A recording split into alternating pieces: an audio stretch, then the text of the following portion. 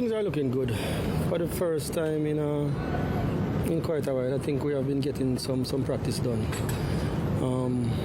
So we have been working with the personnel that's available. So I think we have had quite a few good practice sessions. So I think it's just for the guys to go there and execute now. Yeah, of course, expectations are maybe even more heightened now, seeing the gold and silver we got in the 100 meters. Do you say temper expectations, or do you say those expectations are deserved? I think they deserve. I'm excited as well. I mean, 1-2 in the 100 meters at the World Championships. I think that's the first time we've ever done that. So I think the men are back. We have a solid group of guys. We have maybe 8 to 10 guys that we can choose from that can give us a solid team. But everything comes back to practice, exchanges. I know that we have fast guys, but fast guys not necessarily are going to win races. We see the likes of Japan, even Canada, who won the Olympics.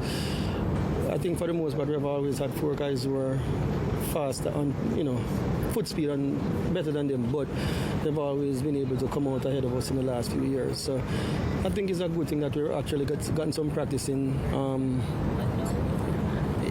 Even the meet in London, as I heard Coach Mills mention it on TV a few nights ago, that was a good camp where we actually had the guys, most of the guys, we wanted to have more of them, but not all of them were available. So, I mean, as I said, we have been getting in some solid sessions. You speak of the availability of personnel. One person whose availability has been in question is that of Brian Levell. Yes. Have you had a chance to speak with him, his coach? Have you had a chance to, or has he had a chance thus far of working out any at all with the squad? Well, as you see,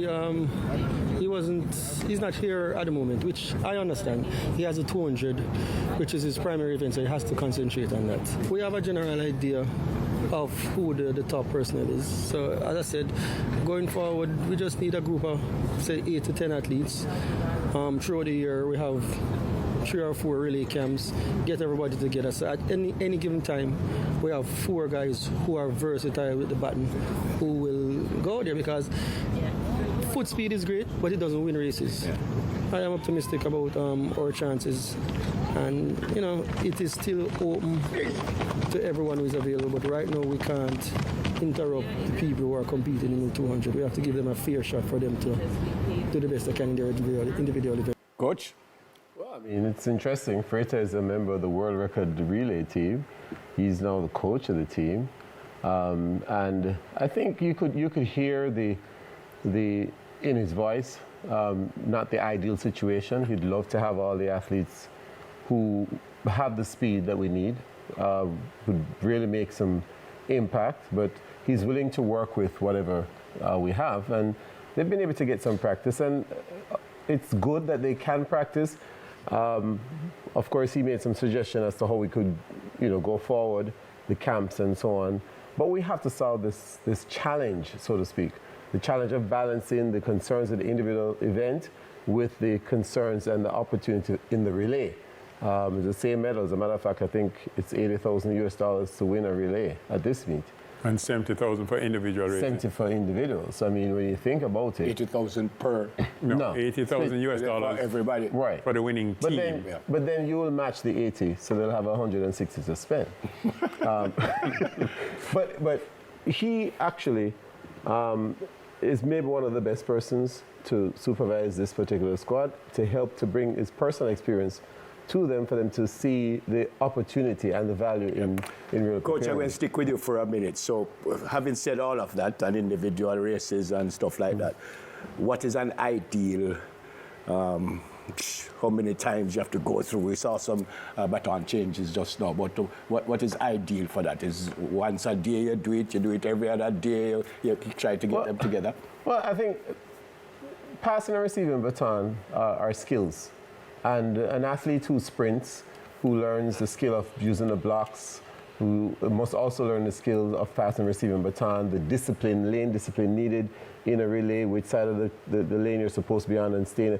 Those are skills that you learn outside of a camp. You learn those as part of your preparation as a sprinter. And then when you come into the camp situation, we're not teaching skills. We're simply just working on the minor aspects of how many steps do we need to give to successfully pass the baton. But if the athletes come without those skills, that's when the issue really exists. All right. We told you that you could call us on 733-2462, 733-2463. Vinette is online. Good evening, Vinette. How are you? All right. Vinette is not online. What are your thoughts on all of this, Bruce? All right, so the Jamaican coaching setup has done a very basic but important strategy on the men's 4x1 side and the women's as well, but we'll get to the women after. First, anybody on the Jamaican squad can run in the relay. The pool consists of the entire 60-odd athletes. That's by rule, anybody who is listed there can run. That obviously includes Brian Levell. It includes the discus, the shot put, anybody can run on a relay. Obviously, we put our best foot forward. What they did is they took the top 6 from the national championships in the 100 meters, and those 6 are there as the core. And those started with Cadron Goldston in 6th, Ron Watson 5th, right up to, well, we know Ryan 4th, and then Akeem, Oblique, and Kishane. So those 6 are there, and those are the core. With that said, at any point, the team can add or subtract anybody, including Brian Levell. But what Michael Frater said, and I agree with, and we said this when the program started, practice matters more than just the foot speed. And so those 6, I believe, they'll be using a combination of those 6. Could be a certain 4 in the heats, and then another 4 in the finals, assuming we make it. The best 4 without Levell. Wow, the best 4. The 3 in the 100 meters. So Akeem, Kishane, Oblique. Yes, and I'd say Raheem Ford. And Raheem Ford? Yes. Coach? Best Yeah, 4 I agree, but I'd rely on the coaches on the ground, seeing, because sometimes the athletes have a difficulty carrying the baton in a particular hand.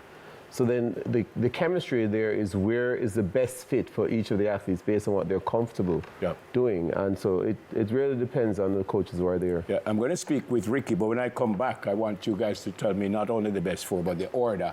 We'll come back. Ricky, can you hear us? Good evening. A pleasant good evening to you and your panel. Well, go on, Ricky. What do you have to tell us this evening? Well, can I just be honest and ask up front if there's any more giveaways? There is. I'm not certain if my producer wants me to do it. No, if he does, I could. But there is another giveaway. My producer will tell me. What are your thoughts in the meantime? What are your thoughts on what you've seen so far at the World Championships? I'm very, very pleased, I must say. I guess if I was a cat, I would be purring away. I'm very, very pleased. And I must say, listening to that interview just now with Frater, it has, I leave a lot of my apprehension I had about the 4x1 for the men. Because what was inferred in that, in what I gleaned, reading between what was said, is that Levell, I think, will be a part of this thing. And I'm hoping that he's successful in going forward, because that will, I think, give a positive, you know. Yeah. Okay. All right, Ricky. Some shine to how he looks towards the relay, and I think it will be positive. I'm predicting that Jamaica can come no lower than a silver. I'm expecting no lower than a silver in the men's 4x1. All right, hope you're right. The fact that they are practicing says a lot.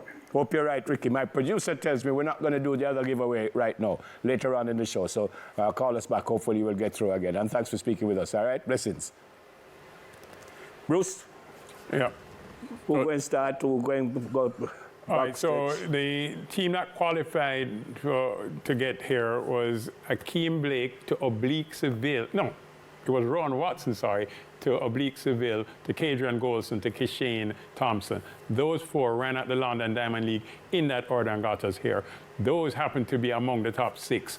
I believe that Oblique Seville may be rested for the semis and that they'd probably put in Akeem Blake on the first leg, Cadrian Golson on the backstretch, Raheem Ford on the third leg, Kishane Thompson to anchor. And the only change I anticipate for the final would be Oblique Seville coming in.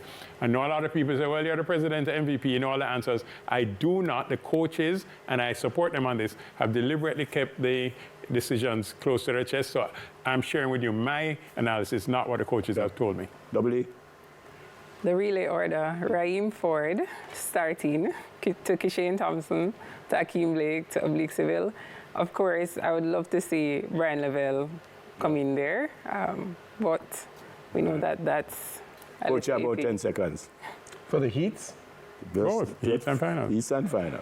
That was for the finals.